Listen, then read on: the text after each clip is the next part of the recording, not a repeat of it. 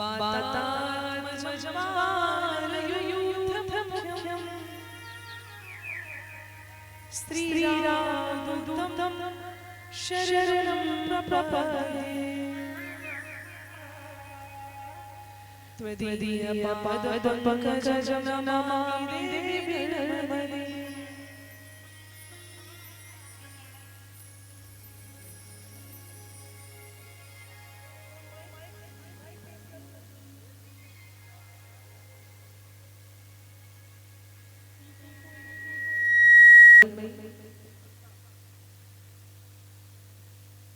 चिदसार सिंधु सर्वस्व भगवान के श्री चरणारविंदों में कोटि कोटि नमन बारंबार प्रणाम। श्री जगन्नाथ स्वामी जी महाराज के श्री चरणों में बारंबार प्रणाम। बलभद्र भगवान श्री चरणों में प्रणाम। सुभद्रा मैया के चरणों में प्रणाम। समल्ला जय जय जोहार। सरस्वती दाई जोहार करत हो। सब मन बैठे हैं।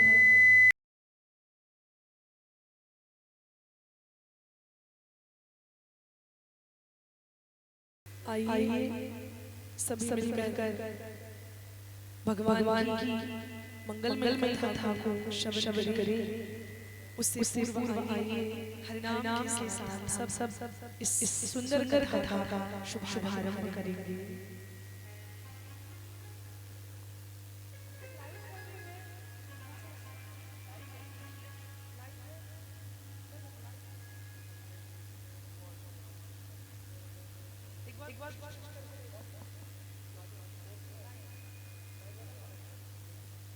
तो आइए सब जोर से बोलिए हरि बोल, हरि बोल, हरि बोल। छत्तीसगढ़ की पावन धरती से ये सुंदर श्रीमद् भागवत कथा का आयोजन। तो आइए सभी मुनि प्रभु के नाम का आश्रय लेते हुए इस कथा का शुभारंभ करेंगे। बाकी लोग जो आ रहे हैं इस वाली लाइन में भी बैठते चलेंगे।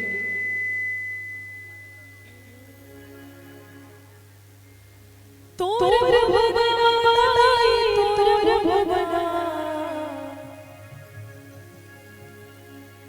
चहके चिड़िया बोलियो महामाया तोर भुवना चहके चिड़िया बोलियो महामाया तोर भुवना चहके चिड़िया बोलियो महामाया तोर भुवना चिड़िया बोलियो महामाया तोर भुवना चहके चिड़िया बोले मोर महामाया दाई तोर भुवना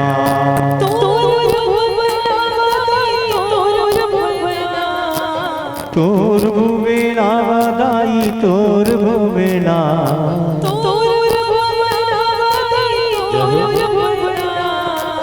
तोर भुवना दाई तोर भुवना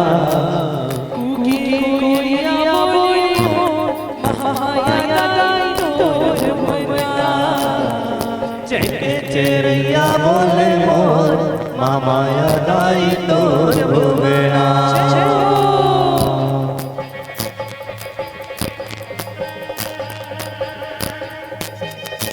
ये हो इसी लाइन में बैठ जाइए, इसी लाइन में बैठिए।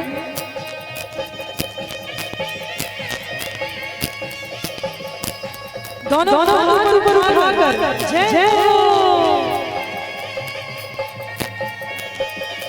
बोले जगत जननी जगदम्बा मैया की जय हो।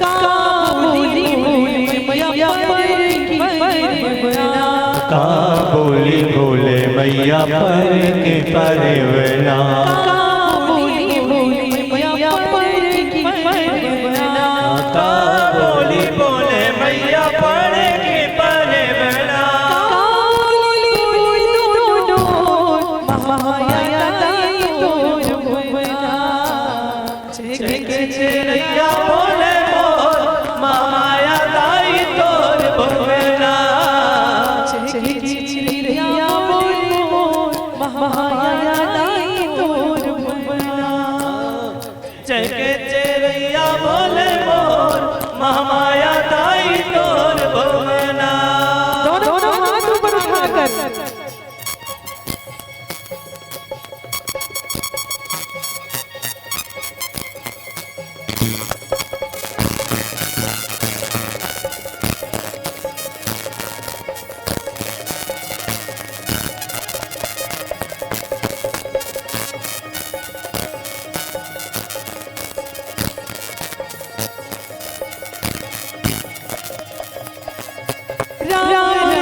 बोले मैया पर की परवना राम बोले मैया पर की परवना राम बोले मैया पर की परवना राम बोले मैया पर की परवना बोले दोनों महामाया दाई तोर भुवना के चिड़ैया बोले मोर महामाया दाई तोर भुवना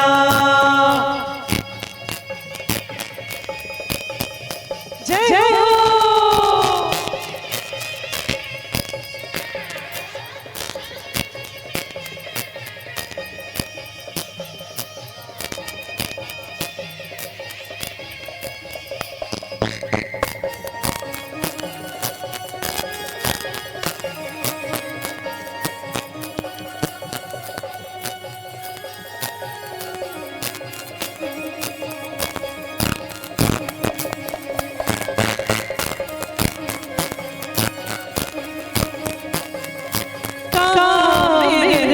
मैया पर की परवना कहाँ में रह मैया पर की परवना मेरे दोनों महामाया दाई तोर भुवना के चिड़ैया बोले मोर महामाया दाई तोर भुवना चिड़िया बोले मोर महामाया दाई तोर भुवना के चिड़ैया बोले मोर महामाया दाई तोर भुवना जय हो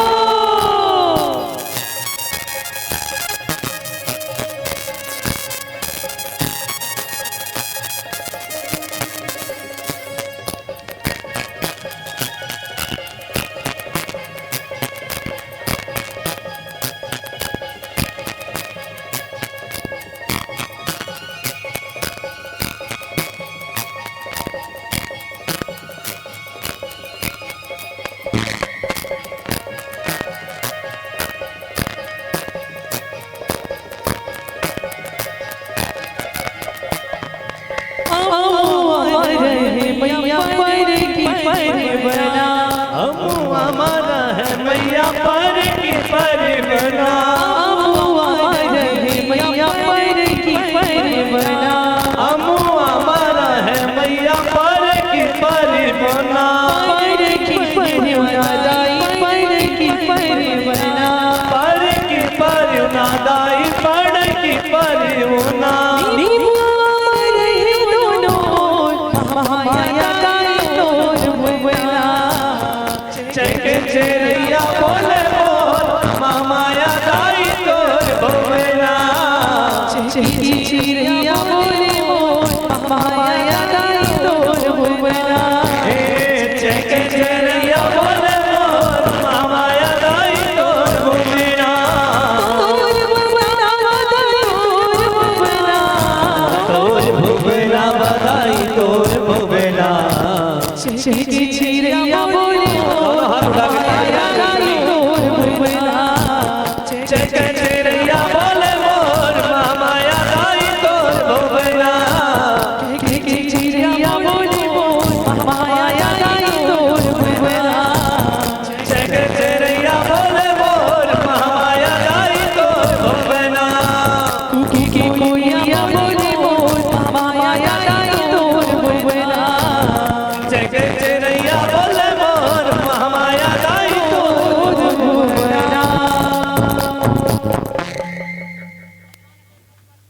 बोलिए जग जननी जगदम्बा मैया की जय।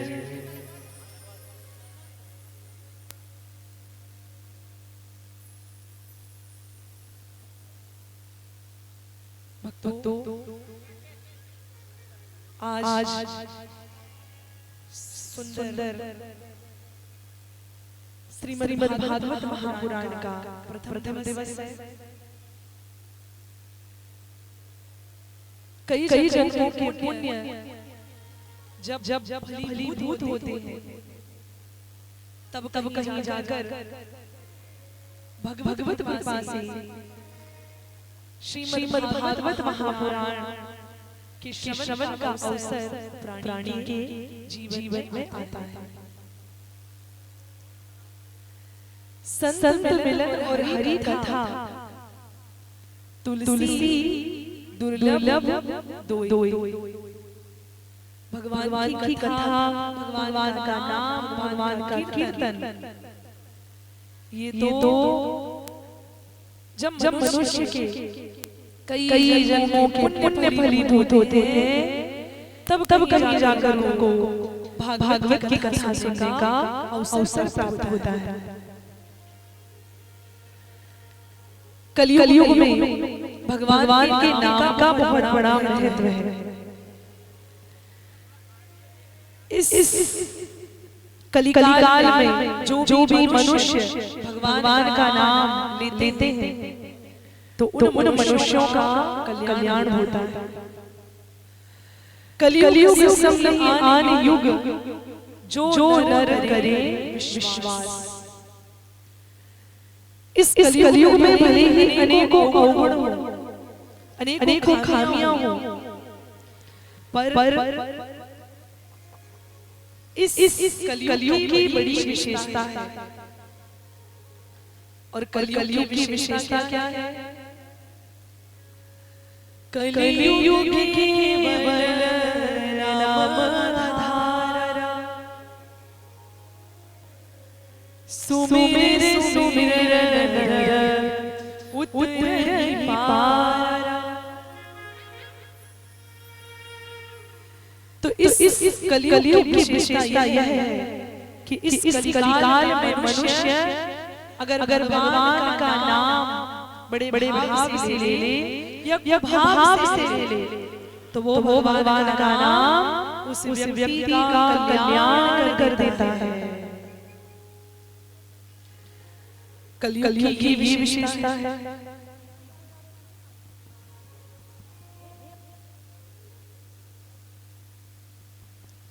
ये कलियुग की विशेषता है। कलियुग में मनुष्य भगवान के लिए अगर थोड़ा भी कर देता है तो थोड़ा करने से उस व्यक्ति को कई गुना फल मिल जाता है। और इस कथा के प्रेमी कौन है? तो इस कथा के प्रेमी हैं हनुमान जी महाराज। कहीं छिपी सुनो हनुमाना, कांच साधर्यो बलवाना।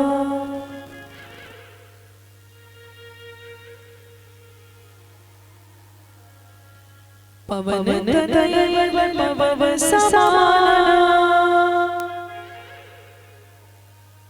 बुद्धि विवेक विज्ञान निधाना। कवन सुकाज जठन जगमाई, जो नहीं होता तत तुम पाई।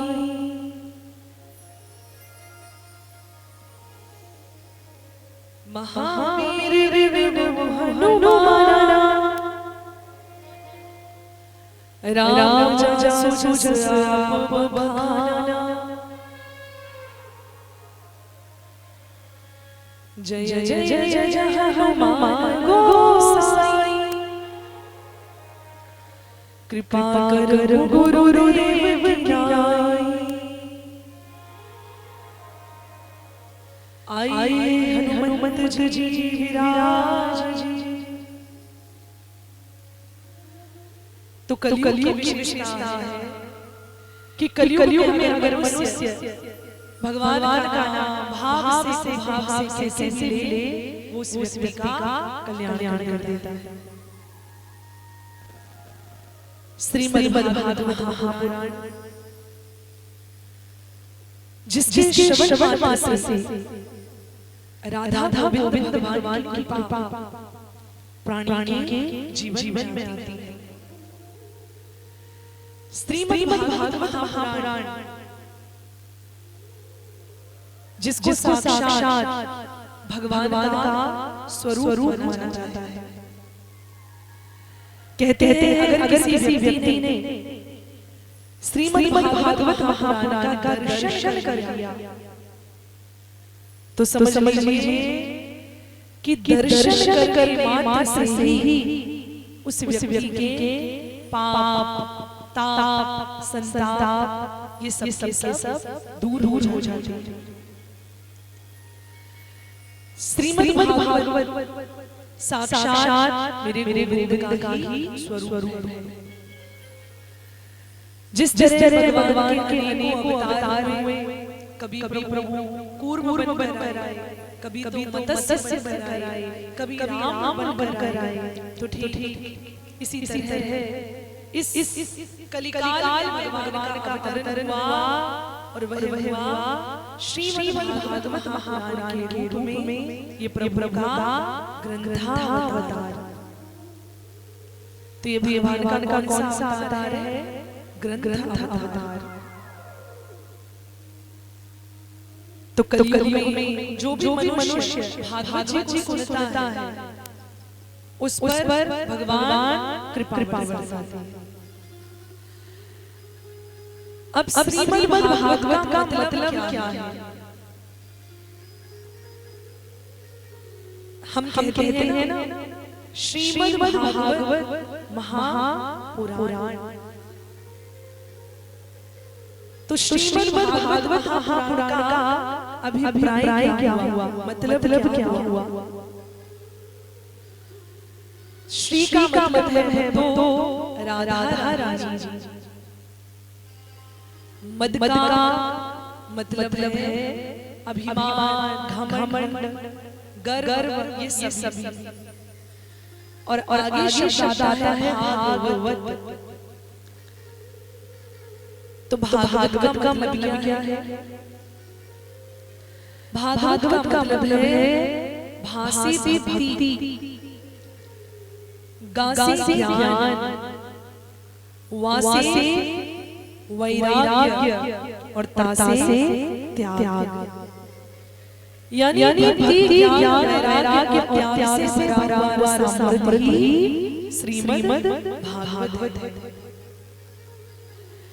अब हम यहाँ बैठे हैं भागवत जी को सुनने के लिए, लेकिन भागवत कहते किसे? भागवत जी क्या है? भागवत किन के श्रवण की और भागवत कथा सुनने से व्यक्ति को क्या मिलता है? तो ये सब जानेंगे। श्रीमद्भागवत जो है वो भगवान की कथाओं का, लीला अवतारों का इतिहास है। अथवा तो श्रीमद्भागवत क्या है? नर को नारायण से मिलाने का उत्तम सोपान है। और क्या है श्रीमद्भागवत?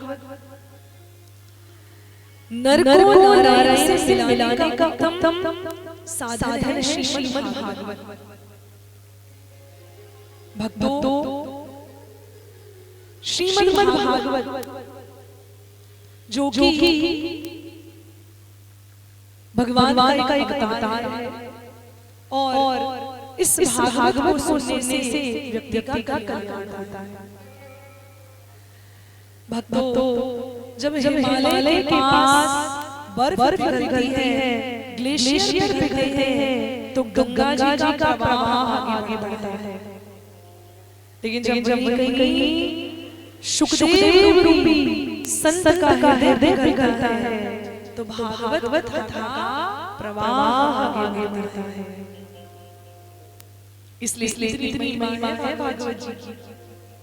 अथवा महाराज भागवत जी का अगर आप यहाँ दर्शन कर रहे हैं तो समझ लीजिए कि आपके जीवन में कृपा हो रही है। भक्तों ऐसे श्रीमद् भागवत कथा भागवत महापुराण में 12 स्कंद हैं, 12 यानी 12 स्कंद हैं। 335 भागवत जी के अध्याय हैं और 18,000 श्लोक हैं। तो आइए बड़ी श्रद्धा भक्ति के साथ भागवत जी के प्रथम श्लोक का हम और आप सब पाठ करेंगे। दोनों हाथ जोड़ लीजिए और भागवत जी के प्रथम श्लोक को सब लोग बोलेंगे।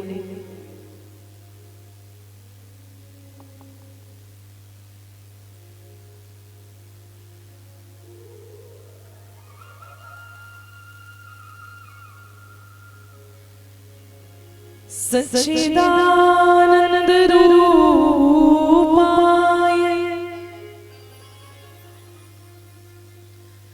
विश्वोत्पत्त्यादि हेतवे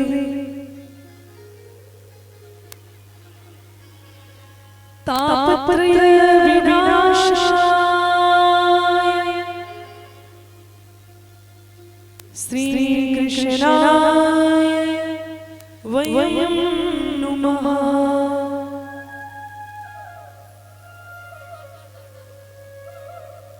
तो सच्चिदानंद रूपाय विश्वोत्पत्त्यादि हेतवे तापत्रयविनाशाय श्री कृष्णाय वयं नमः।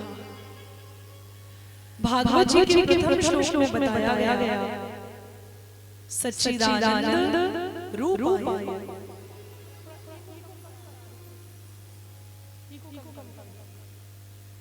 विश्वोत्पत्त्यादि हेतवे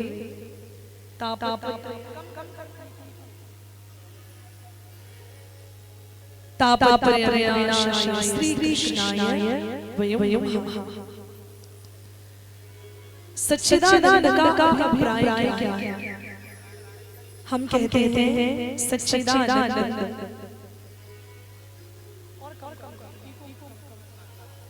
पर सच्चिदानंद का मतलब क्या है?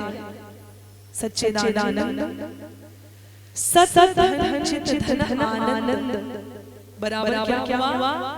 सच्चिदानंद। भागवत जी के प्रथम श्लोक का पहला शब्द है सच्चिदानंद रूपाय विश्वोत्पत्त्यादि हेतवे तापत्रयविनाशाय श्री कृष्णाय वयं नमः। तो सच्चिदानंद का मतलब है जो सर्व अंतर्यामी है, जो हर जगह व्याप्त है, उन्हें हम कहते हैं सच्चिदानंद। सत जो है वो सर्व रूप से दिखाई दे रहा है। चित्त जो है वो है मौन और आनंद जो है वह है आप प्रकट। इसलिए सच्चिदानंद भगवान को भागवत जी के प्रथम श्लोक में प्रणाम किया गया है। अब एक बात आना, आनंद जो है ना वो प्रकट है। हर व्यक्ति अपने जीवन में सुख की कामना करता है। कितने लोग अपने जीवन में सुख चाहते हैं? जरा बोलो हाथ पर उठाइए। अब कितने लोग ऐसे हैं जो अपने जीवन में आनंद चाहते हैं? जरा बोलो हाथ पर उठाइए। अरे वाह, आप अपने जीवन में आनंद चाहते हैं। याद रखना, अगर आप अपने जीवन में आनंद चाहिए ना तो आनंद कैसे मिलेगा? अभी आप सुख के लिए हाथ उठाया था, तो सुख आपको दुनिया में मिल जाएगा। सांसारिक चीजों में आपको सुख मिलेगा। बड़ी कोठी हो, बड़ा घर हो, बड़ा बैंक बैलेंस हो, बड़ी बड़ी गाड़ियां हो, बड़ी बड़ी लग्जरी लाइफ हो, तो आपको सांसारिक वस्तुओं से, सांसारिक विषयों से आपको सुख की अनुभूति हो सकती है। और वो सुख बस कुछ दिनों का रहेगा, फिर कुछ दिनों के बाद दुख आ जाएगा। लेकिन अगर आप अपने जीवन में सुख चाहते हैं, अगर आप अपने जीवन में आनंद चाहते हैं, तो आनंद का कभी कोई उल्टा नहीं होता। आनंद जो ना वो सदैव बढ़ता नहीं है।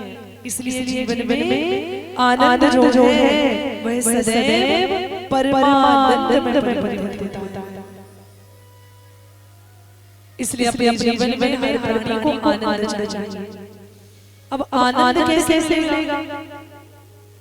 सुख तो दुनिया में मिल जाएगा, लेकिन आनंद कहाँ मिलेगा? तो आनंद प्राप्त होगा आपको भगवत शरणागति में। यानी आनंद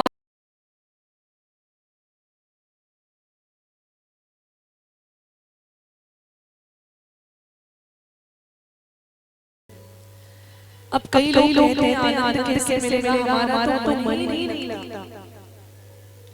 क्या करें, हमें भागवत समझ में नहीं आती।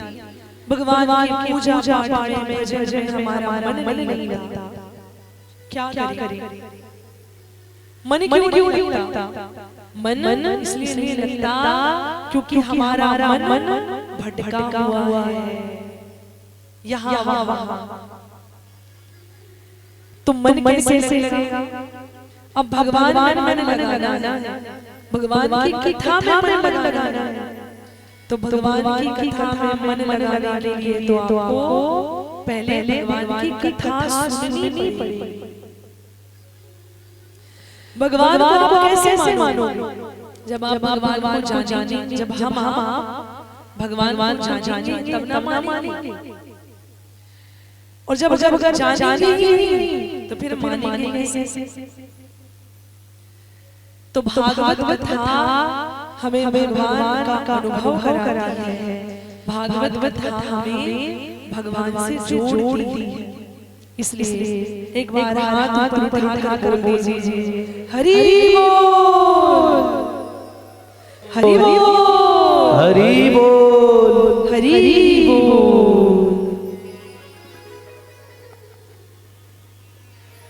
तो भागवत कथा हमें भगवान से जोड़ती है। दैनिक जीवन में हर व्यक्ति आज दुखी है।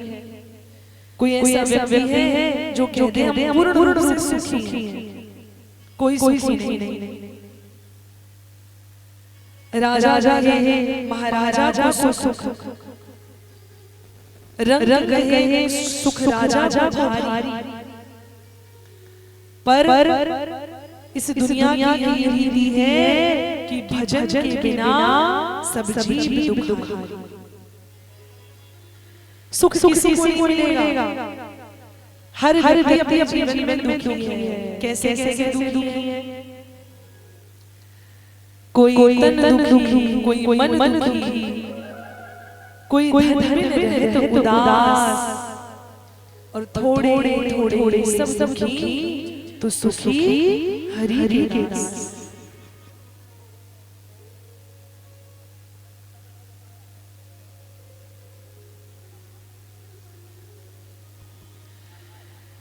तो तन दुखी, कोई तन किसे दुखी है भैया? आप किसी के पास धन है लेकिन उसका तन अच्छा नहीं है।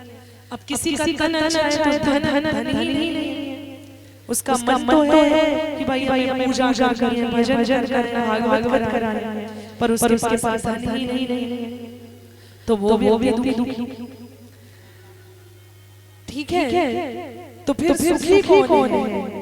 सुखी वो है तो जिसने भगवान को पकड़ रखा है। बोलिए ब्रह्म बिहारी लाल की, बोलिए भागवत महापुराण की जय हो। यूट्यूब पर भागवत चल रहे हैं। सोनम मिश्रा जी यूट्यूब चैनल है, तो उसमें भागवत कथा चल रही है। सोनम ऑफिशियल यूट्यूब चैनल पर आपके यहाँ नेटवर्क की प्रॉब्लम है, तो उसके कारण कुछ चल रही है और बाकी शाम को आपको दिखाई पड़ेगी मोबाइल में, और अभी भी चल रही है। तो कहने का भाव है तो कि अपने जीवन में हर व्यक्ति दुखी है, तो सुखी वो है जिसने भगवान को पकड़ लिया है, जिसने भगवान की शरण ली है। इसलिए सभी भगवान शरण लीजिए, भगवान को समझिए, भगवान को जानिए, क्योंकि दुनिया में सुख के दिनों तो सब आसान हो जाएंगे, पर दुख के समय, विपत्ति के समय, संकट के समय अगर कोई काम आने वाला है तो वो केवल हमारे भगवान। इसलिए भगवान शरण लीजिए और उन्हीं भगवान की लीला कथा हम सुन रहे हैं। तो एक बार दोनों हाथों पर उठाकर बोलिए हरि बोल, हरि बोल। तो आइए उन्हीं प्रभु हम मनाएं जो भगवान सारी जगत की रचना करते हैं, सारे जगत को पालन करते हैं।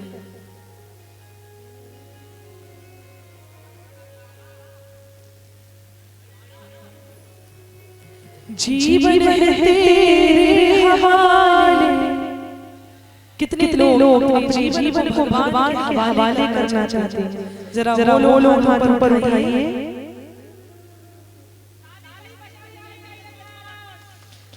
जीवन है तेरे हवाले मुरलिया वाले, जीवन है तेरे हवाले मुरलिया वाले, जीवन है तेरे हवाले मुरलिया वाले, जीवन है तेरे हवाले मुरलिया वाले। बाकी लोग बाकी बैठ जाइए, पीछे वाले सब बैठो। जिनको नाचना हो वो खड़े हो, जिनको नहीं नाचना हो वो जीवन है तेरे हवाले मुरलिया वाले, जीवन है तेरे हवाले मुरलिया वाले, बाकी मुरलिया वाले मेरे सबरिया प्यारे, बाके मुरलिया वाले मेरे सबरिया प्यारे, बाकी मुरलिया वाले मेरे सबरिया प्यारे, बाकी मुरलिया वाले मेरे सबरिया प्यारे। जीवन है तेरे हवाले मुरलिया वाले, जीवन है तेरे हवाले मुरलिया वाले, जीवन है तेरे हवाले मुरलिया वाले, जीवन है तेरे हवाले मुरलिया वाले। नाच बोले पाके बिहारी लाल की जय हो।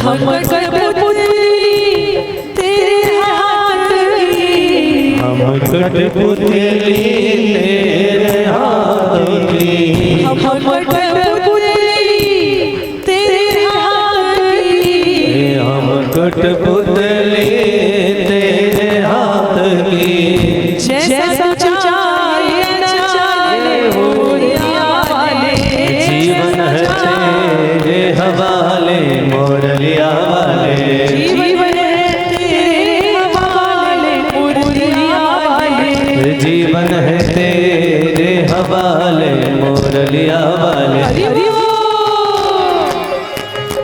बोले पाके बिहारी लाल की जय हो।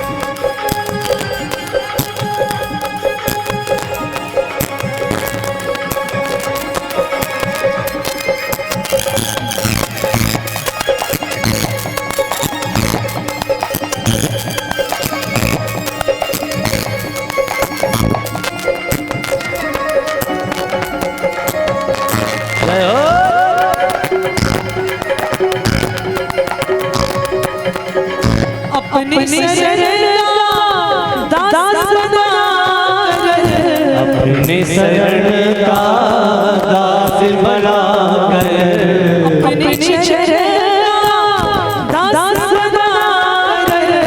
अपने चरण का दास बना कर,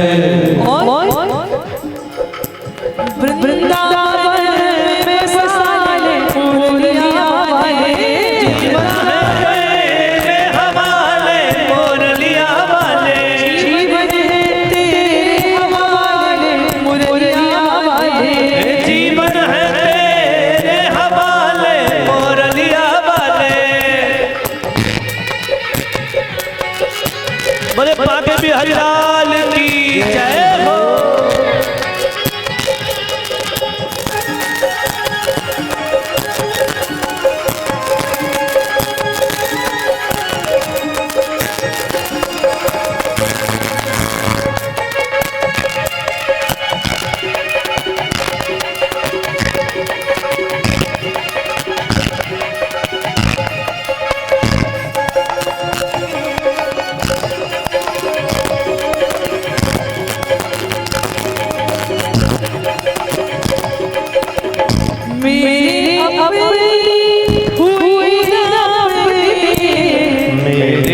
अपने हुए ना अपने,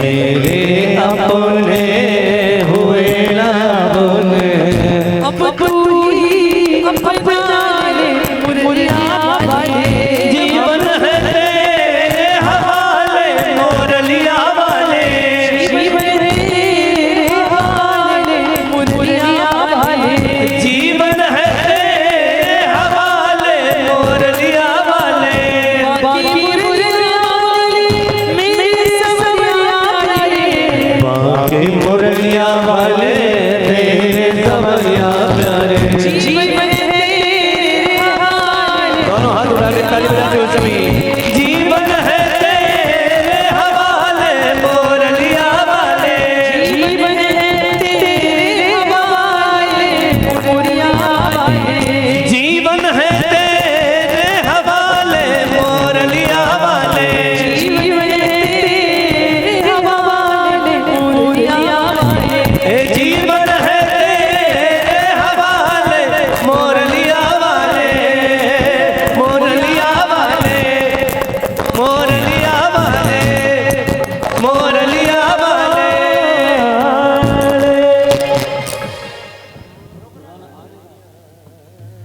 जीवन तेरे हवाले मुरलिया वाले। तो भगवान करुणा की मूर्ति है, तो जब भगवान के चरणों में अपने जीवन को सौंप देंगे तो फिर समझ लीजिए कि भगवान हमें मार्ग दिखाएंगे। भागवत महापुराण जिसमें शौनकादिक ऋषियों को सूत जी महाराज श्रीमद् भागवत महापुराण की कथा को सुनाते हैं। कहते हैं जो जगत की उत्पत्ति, पालन और संहार के कारक है, ऐसे सच्चिदानंद भगवान को भागवत जी के प्रथम श्लोक में प्रणाम किया गया है।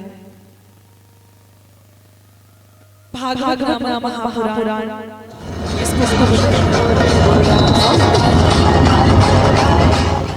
जिस स्थान की कथा होती है वो गांव, वो भूमि, वो क्षेत्र कितना हो जाता है। भगवान कहते हैं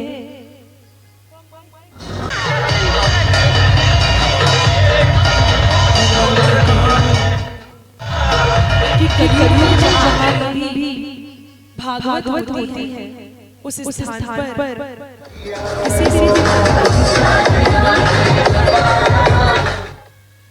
उस स्थान पर भगवान अपने पूरे परिकर से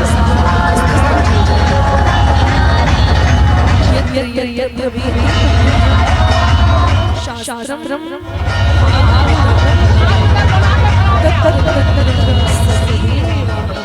भवामी भगवान कहते हैं कि पवित्र श्री भागवत उस स्थान पर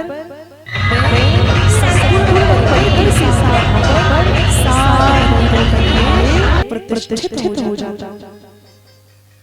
तो आपके इस स्थान पर भगवान विराजमान हो गए। आपका गांव अमोदा अब आपका गांव नहीं रहा, बल्कि ये गांव क्या बन चुका है, जोर से बताया, भगवान का श्री धाम वृंदावन जगन्नाथ स्वामी जी की पूरी बन गया। जय हो जय हो।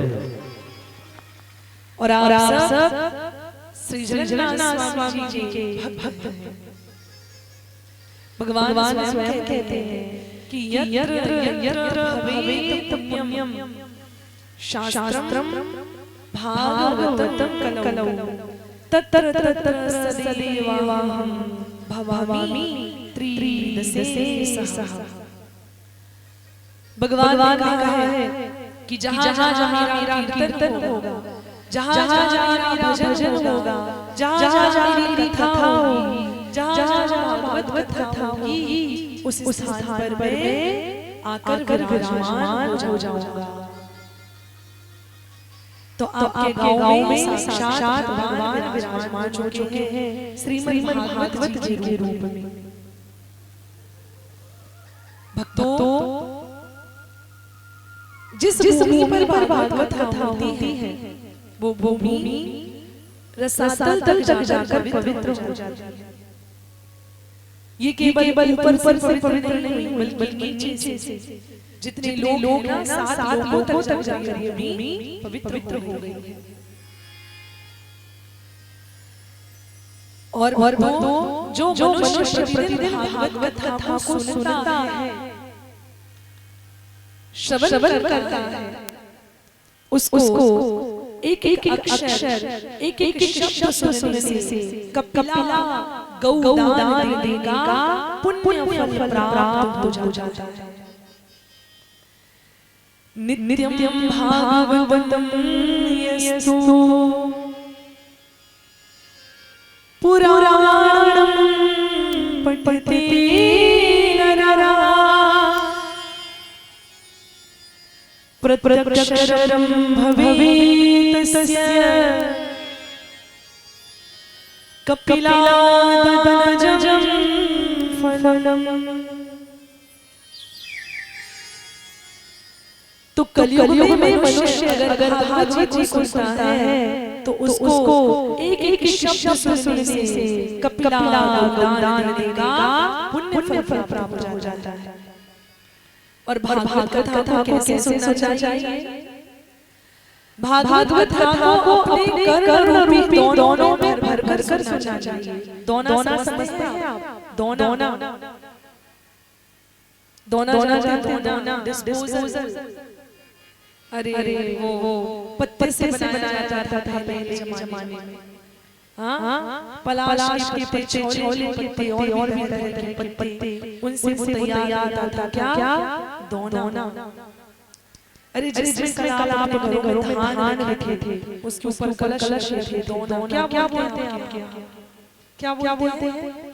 दोना। हाँ, तो भागवत रूपी जो कथा है ना, जिस तरह दोने में आप क्या पीते हो, कर खीर, सब्जी या खीर या दूध कुछ भी, तो ठीक इसी तरह कान भी दोना है। दोने में भर भागवत कथा रूपी अमृत को पीना है। और ऐसा नहीं कि आज हमने भागवत कथा सुन ली, कल सुनना या बाद में सुनना, तो ऐसा नहीं। नित्यम भागवतम यस्तु। तो भागवत कथा कैसे सुनिए? सदा सेव्या सदा सेव्या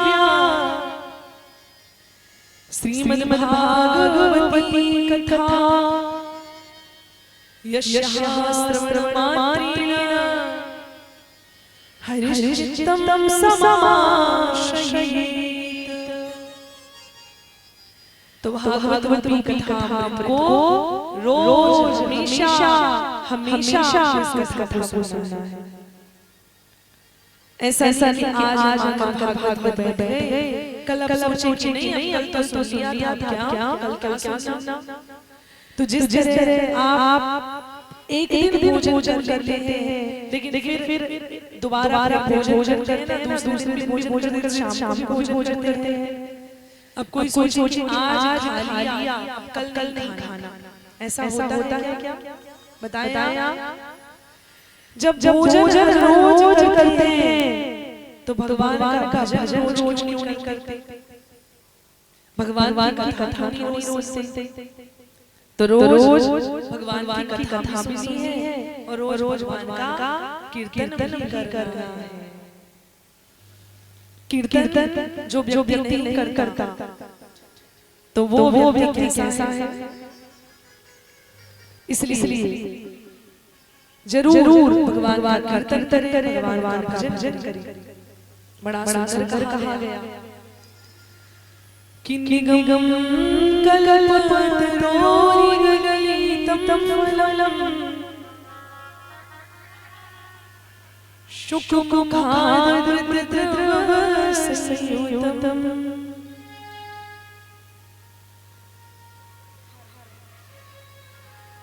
पिबत भागवतं रसमालयम्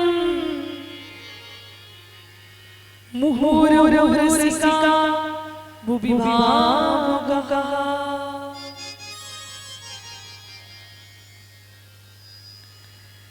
तो भागवत जी जो है वो निगम रूपी कल्प वृक्ष का पका हुआ फल है। और निगम रूपी कल्प वृक्ष के पके हुए फल को करोड़ों रूपी दोनों में भर कर पीना है। भक्तों ऐसी भागवत जी की महिमा है। जिस तरह हम आप सब यहाँ एकत्रित हुए, ठीक इसी तरह पूर्व काल में पहले जमाने में एक समय एक सुंदर सी जगह जिसका नाम है नैमिषारण्य, वर्तमान में उत्तर प्रदेश सीतापुर जिले में स्थित है नैमिषारण्य। नैमिषे सूतमासीरम् विभाद्य कथामृतम् श्रीमद्भागवतालः। तो एक समय नैमिषारण्य की पवित्र वसुंधरा पर 88,000 ऋषि मुनि वृंद बैठे हुए थे। तो उसी समय वहां पर परम युवा सूत जी महाराज का आगमन होता है। 88,000 ऋषि मुनि बैठे हैं जिन्हें कहते हैं शौनकादिक ऋषि। शौनकादिक ऋषियों के मध्य जब सूत जी महाराज पधारे तो उन शौनकादिक ऋषियों ने सूत जी महाराज का आगमन सुनकर सबको बिठाला और सूत जी महाराज भागवत की कथा शौनकादिक ऋषियों को श्रवण कराते हैं।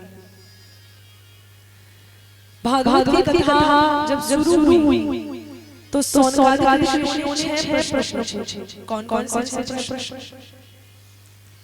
पहला प्रश्न पूछा कि मनुष्य का परम धर्म क्या है?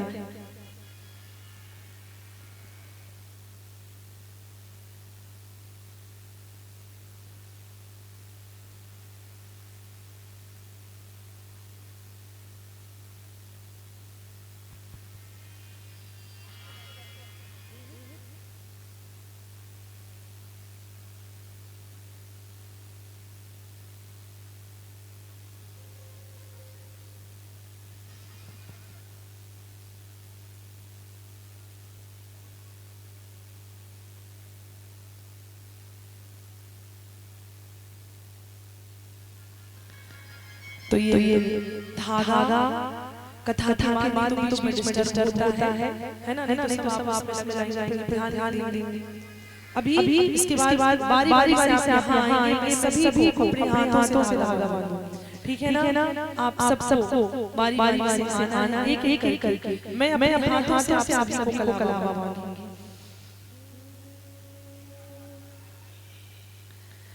नेमिसे सुतमासीनम विवाद्य कथामृतम। तो सूत जी महाराज सौनकादिक ऋषियों को कहते हैं कि भागवत कथा सुनने से प्राणी के सारे कष्ट दुख तकलीफ दूर हो जाते हैं। और इस भागवत की कथा को अगर कोई व्यक्ति श्रद्धा पूर्वक सुने तो भगवान उस पर कृपा बरसाते हैं। भागवत कथा जीवित प्राणी को तार ही देती है, मृत प्राणी को भी तार देती है। अगर कोई व्यक्ति मृत्यु के बाद भटक रहा है, भूत प्रेत पिशाच बनकर घूम रहा है, उसका मोक्ष नहीं हुआ, तो ये भागवत कथा उस व्यक्ति का भी कल्याण कर देती है। पापी से पापी व्यक्ति अगर भागवत कथा को सुन करे तो वो व्यक्ति पापों से मुक्त हो जाता है। पापों से मुक्त होकर उस व्यक्ति को सद्गति प्राप्त हो जाती है। एक समय देवर्षि नारद जी पृथ्वी लोक के भ्रमण के लिए गए। देवर्षि नारद जी नारम ज्ञानम ददाति नारदः। नारद का मतलब क्या है? जो सभी को ज्ञान प्रदान करे उन्हें कहते हैं नारद। नारम ज्ञानम द्वति खंडयति नारदः। जो अज्ञान का खंडन करे उसे कहते हैं नारद। अथवा तो नारदो देव दर्शनः।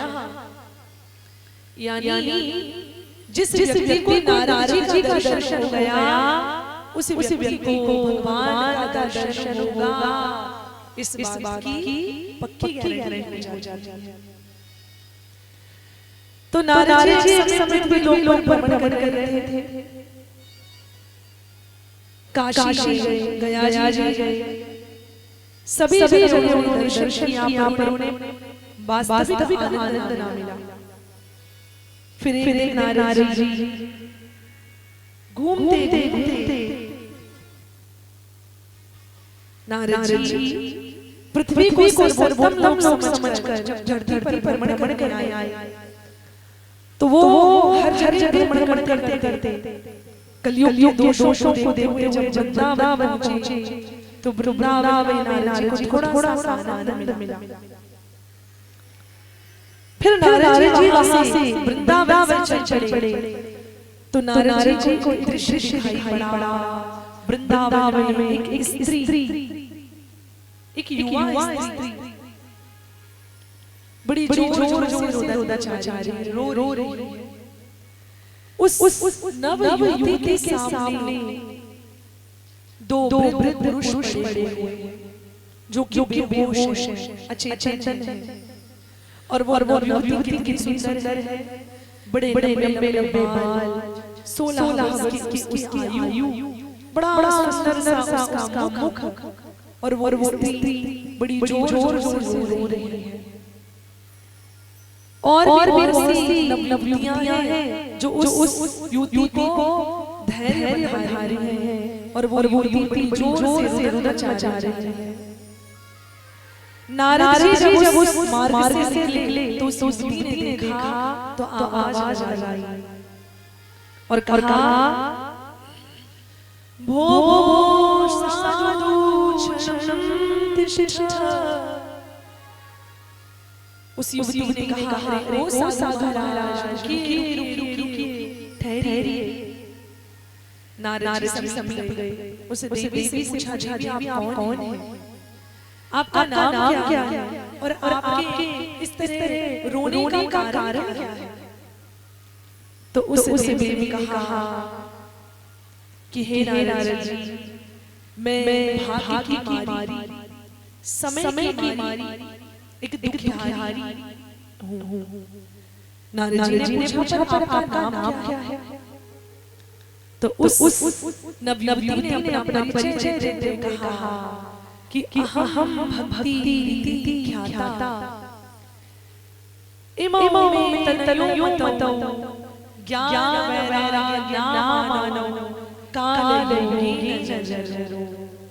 उस युवती ने कहा, हे महाराज, महाराज जी मेरा नाम है भक्ति। नारद जी ने सुना कि ये माता है। तुरंत नारद जी महाराज माता भक्ति के चरणों में दंडवत प्रणाम करने लगते हैं, उनके पैरों को छूने लगते हैं। कहते हैं, माँ आज धन्य हो गया जो साक्षात भक्ति माता का दर्शन मुझे हो गया। पर माँ रो क्यों रहे हैं? और ये जो दो बूढ़े पुरुष आपके सामने पड़े हुए हैं, ये दोनों कौन हैं? तो माता भक्ति ने कहा, हे नारद जी, ये दोनों बूढ़े पुरुष जो पड़े हैं, ये दोनों मेरे पुत्र हैं। मेरे पुत्र, एक का नाम है ज्ञान और एक का नाम है वैराग्य। नारद जी को बड़ा अचंभा हुआ, बड़ा आश्चर्य हुआ। नारद जी सोचने लगे, अरे माँ 16 साल की और बच्चे 90 साल बूढ़े, ऐसा कैसे हो सकता है? ये तो उल्टा है। होना तो चाहिए कि माँ 90 वर्ष की हो और बच्चे थोड़ा कम उम्र के चलेगा। लेकिन यहाँ तो उल्टा है, माँ नदी है, बच्चे बड़े। नारद जी से माता भक्ति ने कहा, नारद जी कलयुग के प्रभाव के कारण हुआ है। माता भक्ति ने कहा कि उत्पन्नी द्रव्यसाम वृद्धि कर्नाटके गता क्वचिन महाराष्ट्रे गुर्जरी जनता गता। माता ने कहा कि हे नारद जी, मेरा जन्म हुआ है द्रविड़ यानी दक्षिण भारत, साउथ में। पालन पोषण माता का हुआ कर्नाटक में। और नारद जी मैं वहां से होती हुई महाराष्ट्र आई, तो महाराष्ट्र में रहा हुआ मेरे संतानों की उत्पत्ति हुई। कुछ महाराष्ट्र गुर्जरी जनता।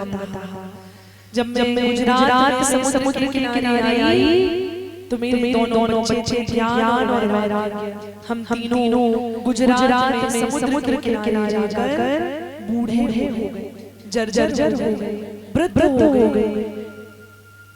कलयुग मार के कारण हमारी दुर्दशा हो गई। क्योंकि कलयुग हमें कोई नहीं छूने वाला, कलयुग में हमें कोई नहीं मानता। माता भक्ति ने जब अपना परिचय नारद जी को बताया, तो नारद जी सोच में पड़ गए। कहा, नारद जी कलयुग में कौन पूछेगा? कलयुग में भक्ति की पूछ परख नहीं है। मेरे ज्ञान और वैराग्य तीनों बूढ़े हो गए समुद्र किनारे गुजरात में जाकर। और हे श्री नारद जी, हम तीनों वहां से भागते हुए प्रेम भूमि वृंदावन आए। तो वृंदावन में आकर भगवान की लीला स्थली है वृंदावन। भगवान का प्रकट हुआ, भगवान खेले बड़े लीलाएं की।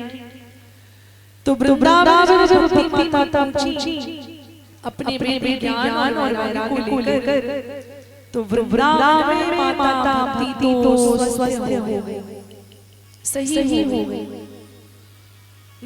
लेकिन कलयुग के प्रभाव के कारण ज्ञान और वैराग्य तू ढूंढे रहे, क्योंकि कलयुग में देखिए कुछ फर्क है तो पर आप कलयुग ज्ञान और वैराग्य देखने को मिलेगा। अब भक्ति आपको देखो मिल जाएगी। आप लोग यहाँ बैठे क्या है, आपके अंदर की भक्ति है। तो वृंदावन में राधा रानी और भगवान कृष्ण के प्रभाव से माता तो स्वस्थ हो गई, पर उनके ज्ञान और वैराग्य कलयुग के प्रभाव के कारण बूढ़े हो गए, अचेतन हो गए। वृंदावन की बड़ी महिमा है। वृंदावन में भक्ति नृत्य कर वृंदावन क्या है? घर तुलसी ठाकुर सेवा,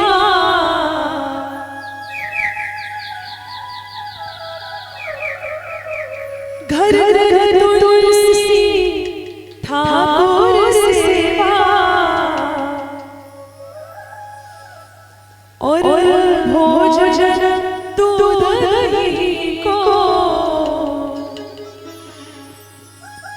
आली मोहे लागे वृंदावन को, आली मोहे लागे वृंदावन को, आली मोहे लागे वृंदावन को, आली मोहे लागे वृंदावन को, लागे लागे वृंदावन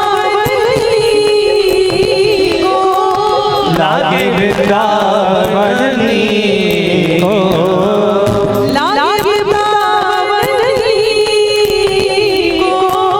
लागे वृंदावन को, श्यामा झूला लागे वृंदावन को, जानी मोहे लागे वृंदावन को, सखी मोहे लागे वृंदावन को, सखी मोहे लागे वृंदावन को। बोले बाके बिहारी लाल की जय हो।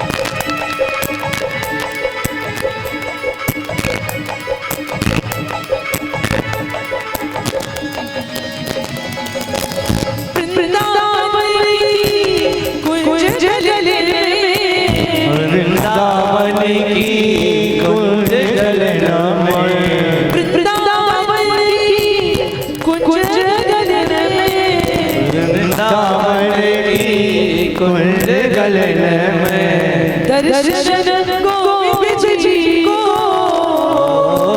दर्शन गोविंद जी को, आली मोहे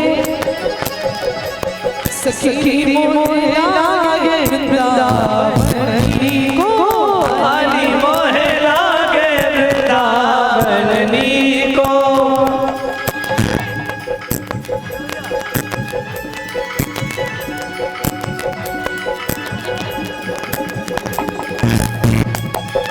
बोले बाके बिहारी लाल की जय हो।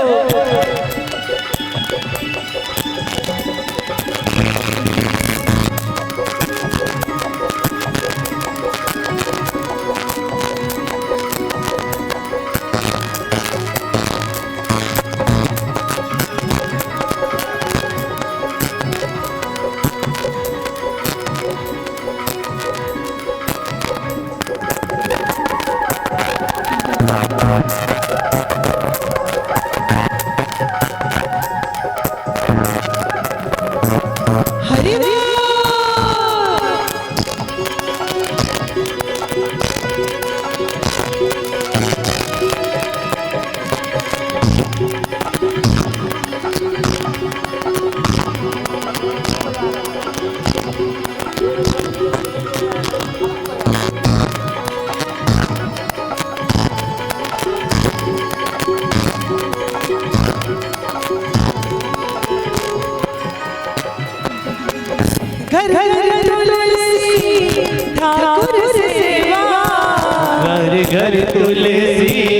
ठाकुर सेवा भोजन दूध दही को, भोजन दूध दही को आली मोहे। और ऐसे हाथ बढ़ाइए, दोनों हाथ उठा के ताली बजाते हुए सभी लोग हाथ बढ़ा लीजिए और ताली बजाइए। आली मोहे लागे वृंदावन को, सखी मोहे लागे वृंदावन को, आली मोहे लागे वृंदावन को, सखी मोहे लागे वृंदावन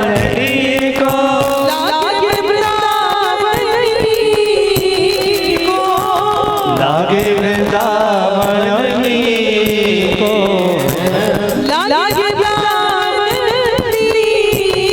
को, लागे लागे वृंदावन को, श्याम मोहे लागे वृंदावन को, आली मोहे लागे वृंदावन को, लागे वृंदावन को, आली मोहे लागे वृंदावन को, लागे वृंदावन को,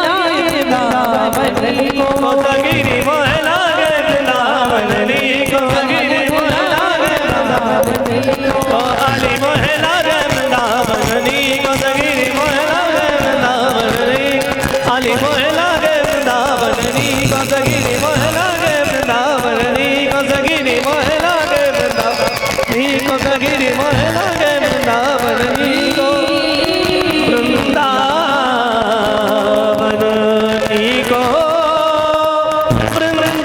वृंदावन को,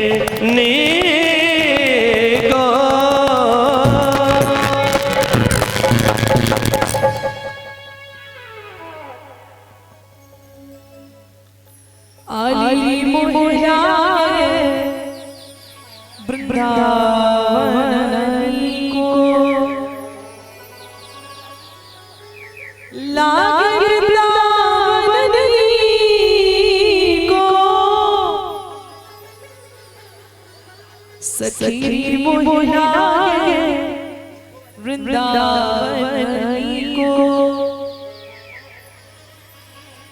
तो माता भक्ति जब वृंदावन आती है तो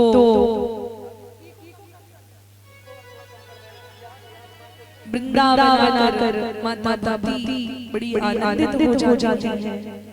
लेकिन उनके बेटे ज्ञान और वैराग्य तो उन्हें कोई नहीं पूछता, वो वैसे की वैसे व्रत पड़े।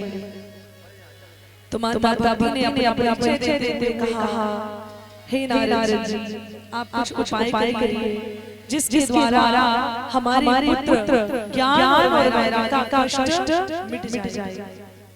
नारद जी ने कहा, माँ ये तो बड़ा आसान है, मैं अभी आपके पुत्र ज्ञान और वैराग्य को जगा देता हूँ।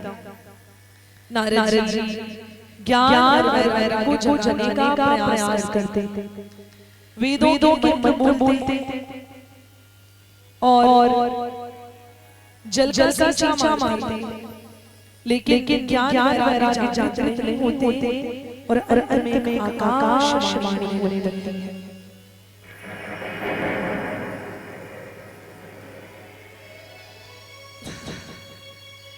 आकाशवाणी कहती है कि सत्कर्म सूचको नूनम ज्ञान स्मृतो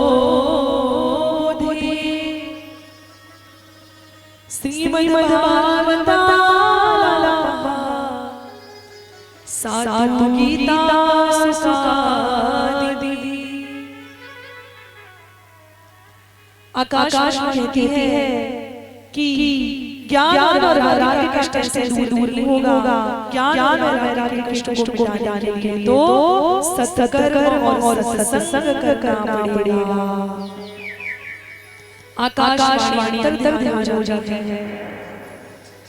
नारद जी संतों को ढूंढने के लिए निकलते हैं, जगह जाते हैं और संतों को ढूंढने के लिए, जबकि नारद जी स्वयं संत हैं,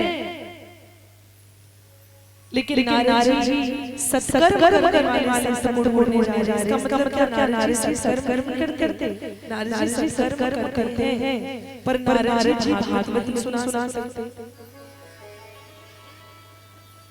भागवत तो वही सुनाए जबकि नारद जी कितने ज्ञानी हैं, पर वो पुराने के लिए है। तो भागवत कथा सुनाने के लिए नारद जी वहाँ ढूंढ के जाते, कौन ऐसा मिले जो सत्कर्म करा सके। तो नारद जी घूमते बद्री विशालनाथ धाम पहुंच जाते, उत्तराखंड। बद्रीनाथ धाम जब पहुंचे नारद जी, तो वहाँ पर बद्रीनाथ धाम में भगवान के मुख्य जो भगवान के अवतार ब्रह्मा जी के पुत्र हैं, सनंदन, सनातन, सनत कुमार, ये चारों विराजमान हैं जिनकी आयु का विस्तार ना लंबा कि इनके सामने कई बार बदल चुके, यानी कई लाख वर्ष की आयु, पर दिखने में मात्र 5 साल के बालक की तरह। तो नारद जी राजा पहुंचे, तो उन सनत कुमारों ने नारद जी का मुख देखा। नारद जी का मुख देख सनत कुमार कहने लगते हैं कि हे नारद जी, कतम ब्रह्मदीन मुखातश्चरारो भवान। अरे आप तो हरिदास हैं, और श्री हरिदास कभी उदास नहीं होता, पर नारद जी आपके मुख में उदासीनता है, आपका मन उदास है, आपका मन प्रसन्न है, दुखी है, ऐसा क्यों? तो बताया नारद जी ने, कहा अपनी माता दुखी है, उनके बेटे ज्ञान वैराग्य कलयुग की मार के कारण दुखी है। तो मैं ऐसा क्या करूं? सत्संग करूं, सत्संग कैसे करूं? ढूंढते हुए मैं आपको इस सब जगह ढूंढा और मैं थक कर यहाँ आया। मैं कौन सा सत्संग करूं जिसके करने से ज्ञान और वैराग्य के कष्ट को मिटाया जा सके। सनत कुमारों ने कहा, राज आप एकदम सही जगह पर आए हैं, क्योंकि ज्ञान और वैराग्य के कष्ट को मिटाएगी श्रीमद् भागवत महापुराण की ये कथा। तो नारद जी का भागवत सुनाएगा कौन? कहा चारों भाई। कहाँ पर सुनाएंगे? कहा हरिद्वार की पौड़ी, हरिद्वार के पास एक घाट है जिसका नाम है आनंद घाट। तो आनंद घाट पर बैठकर श्रीमद् भागवत कथा को आप श्रवण करेंगे। ज्ञान वैराग्य को लेकर नारद जी राजमाता भक्ति के साथ उपस्थित होते हैं, और सनत कुमार भागवत कथा सुनाते हैं। बड़े बड़े ऋषि महात्मा वहां जाते हैं, और सब मूर्तिमान होकर जाते हैं, और हरिद्वार के आनंद नाम के घाट पर नारद जी महाराज को सनत कुमार, सनंदन, सनातन, सनत कुमार ये भागवत कथा सुनाने लगते हैं। शृणुनार वक्ष्यामो विनम्राय विवेकिनी, गंगाधारे समीपे तु तटमानंदनामकम्।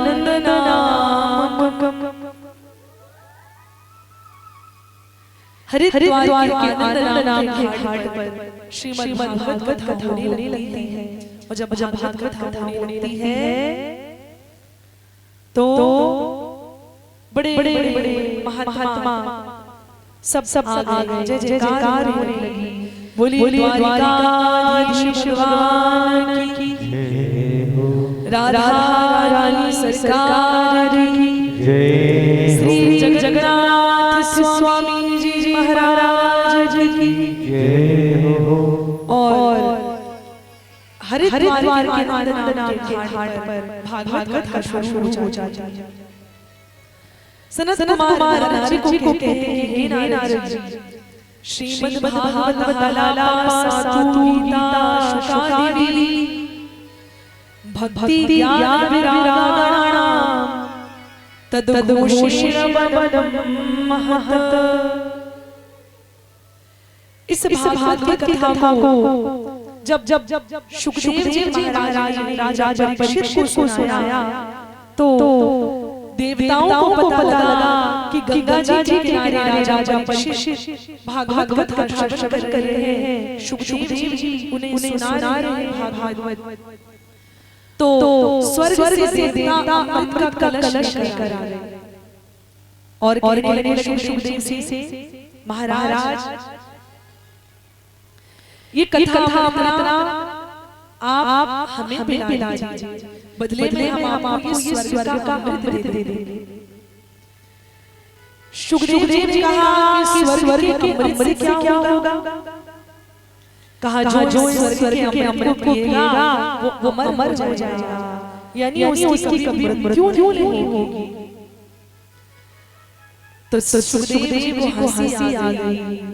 कहा भैया वो खाली मरेगा नहीं ना? कहा मरेगा नहीं, लेकिन कहा कि ऐसा जीना भी किस काम का जो हम भगवान के नाम हो सके। तो स्वर्ग के अमृत को पीने से आयु नहीं होगी, लेकिन जो कथा अमृत को पिएगा ना, जो कथा अमृत को सुनेगा तो उसका जीवन कितना भी हो वो जिंदगी कटेगी नहीं, बल्कि जिंदगी चैन से व्यतीत होगी, सुख में बीतेगी। तो जिंदगी काटनी है या जीवन का आनंद लेना? बताओ आप। कट तो सबकी रही जिंदगी। हाँ,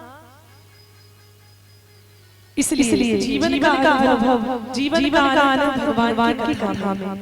सुखदेव ने कहा मैं इतना मूर्ख नहीं जितनी कीमती महामूल्य मणि के समान स्वर्ग का अमृत जो है वो कांच की है। ये कथा मैं आपको दे दूं और बदले में स्वर्ग का अमृत ले लूं, इतना मूर्ख मैं नहीं हूं। तो कहने का भाव है तो कि ये भागवत कथा देवताओं को परम दुर्लभ है। श्रीमद्भागवत सुनामपि दुर्लभा। तो इस सुंदर भागवत कथा की इतनी महिमा है। अब भागवत कथा के पापी से पापी व्यक्ति तर जाता है। अगर कोई मरने के बाद भागवत की कथा सुने तो उस व्यक्ति का कल्याण हो जाता है। दुर्लभ कथा लोके श्रीमद्भागवतो भक्तों कथा श्रवण का महत्व तो आदि ब्राह्मण की कथा सुन के ही मिलता है। आज भागवत कथा का प्रतिदिवस है। आज कितने सुंदर रूप से आपके नगर कलश यात्रा को घुमाया गया। कलश यात्रा आपके गांव में भ्रमण की। कलश यात्रा में जिन मातृशक्तियों ने कलश अपने शीश पर रखा उनका सौभाग्य मैं किन शब्दों में बताऊं। जो कलश को अपने सिर पर धारण कर लेता है तो उनको देखकर स्वर्ग के देवता कहते हैं कि अरे ये तो कोई बहुत बड़ा भाग्यशाली जा रहा है, क्योंकि कलश को अपने सिर पर धारण करना ये छोटा नहीं बल्कि बहुत बड़ा सौभाग्य होता है।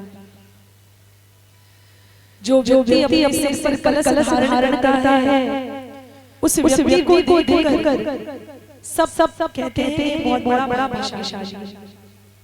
कलश की बड़ी महिमा है। कलश में गंगा जी, यमुना जी, नर्मदा, सिंधु, कावेरी, ब्रह्मपुत्र सारी देवियों का जल समाहित होता है। अब आपको लगेगा कलश में तो हमारे गांव का जल भरा गया है, तालाब का तो भले तालाब का जल भरा गया है, लेकिन उस जल की बड़ी महिमा हो जाती है कि वो सातों समुद्रों के जल बराबर हो जाता है। फिर ऊपर से आम का पत्ता लगाया जाता है। फिर उस आम के पत्ते के ऊपर नारियल दिया जाता है, फल दिया जाता है। फिर जब फल को रख कर कलश तैयार होता है, ब्रह्मा जी, विष्णु जी और भगवान शंकर, इन तीनों का वास उस कलश में हो जाता है। ये कलश दिखने में भले मिट्टी का साधारण सा है, लेकिन इस कलश की बहुत बड़ी महिमा है। किन माताओं ने कलश उठाया था, जरा हाथ ऊपर उठाओ। तो आपका बहुत बड़ा सौभाग्य है, इसलिए इस कलश की बड़ी महिमा बताई गई है। एक समय भगवान शंकर जी कैलाश पर्वत पर विराजमान थे। उसी समय भगवान शंकर के सम्मुख कामदेव आ जाते हैं, नृत्य करने लगते हैं। नृत्य करते कामदेव आम के पेड़ के ऊपर चढ़ जाते हैं। अब आम के पेड़ के ऊपर जब कामदेव जाकर बैठ गए, तो उसी समय भगवान शंकर की तीसरी आंख खुल जाती है। और जब भगवान शंकर की तीसरी आंख खुलती है, तीसरा नेत्र खुलता है, तो कामदेव जलकर भस्म हो जाते हैं। जब शिवती सरर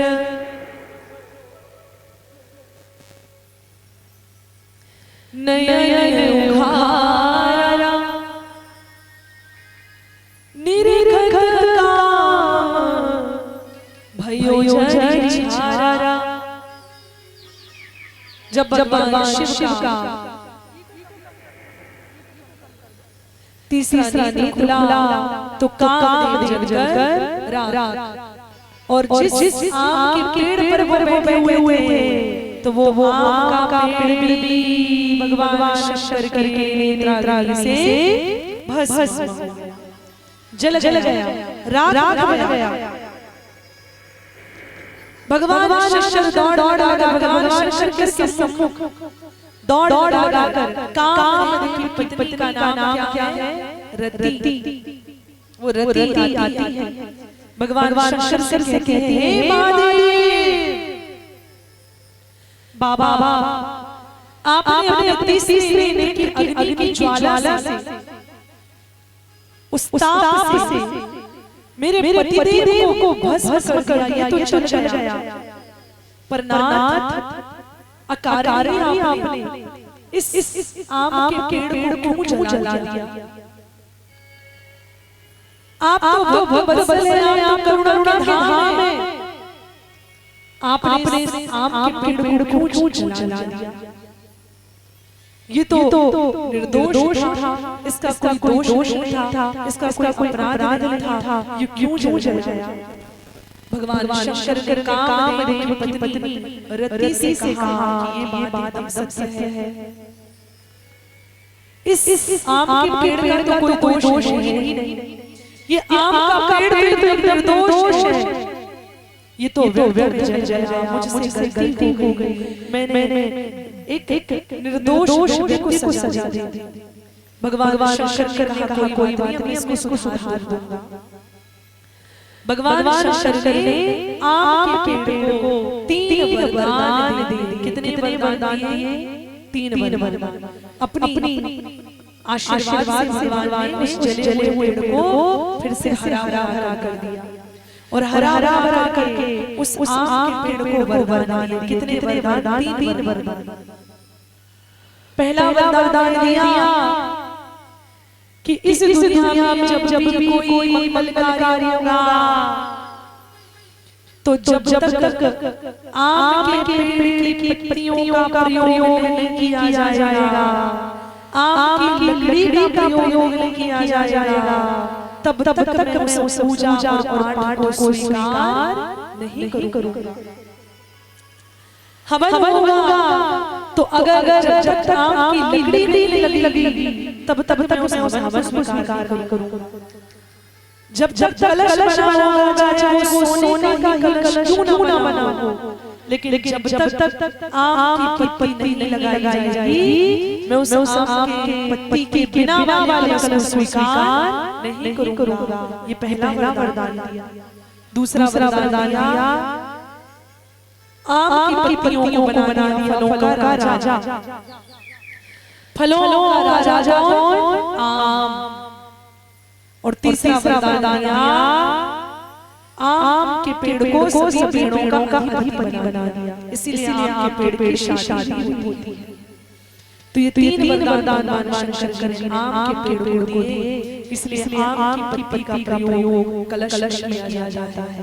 इसलिए तो कलश में आम की पत्ती लगाई जाती, कोई दूसरी पत्ती लगाते। और उसी कलश को आप लोगों ने अपने सिर पर रखा, इसलिए आपका सौभाग्य तो बड़ा ही उज्जवल हो गया। बोलिए भगवत सलवान की जय हो। भक्तों तुंगभ्रातते पूर्वम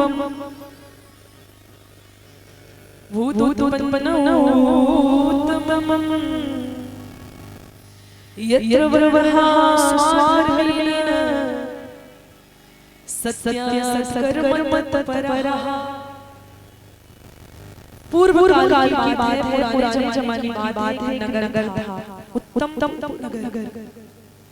उस उत्तम नगर में चारों वर्गों के लोग रहते थे।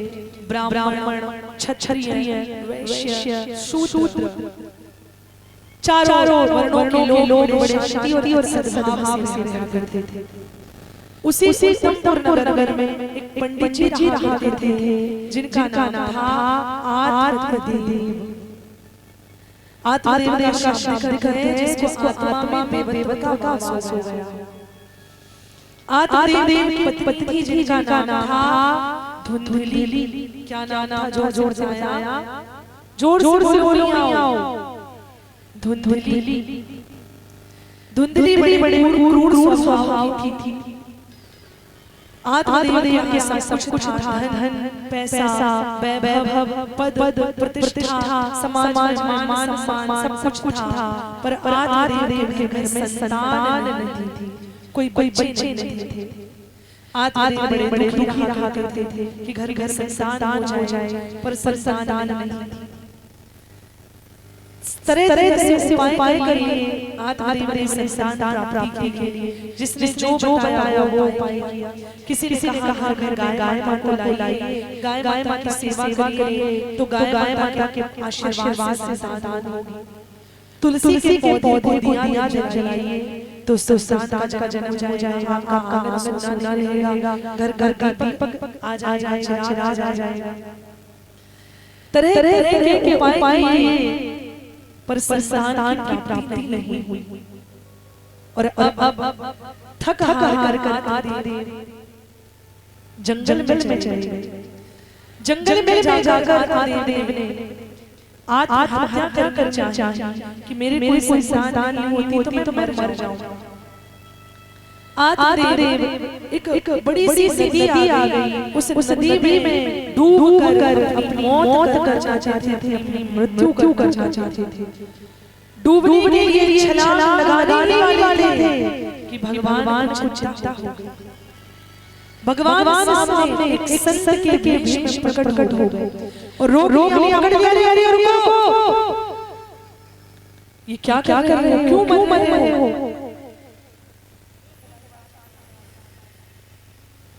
तो कहा क्यों मर रहे हो? कहा इसलिए क्योंकि संतान नहीं है।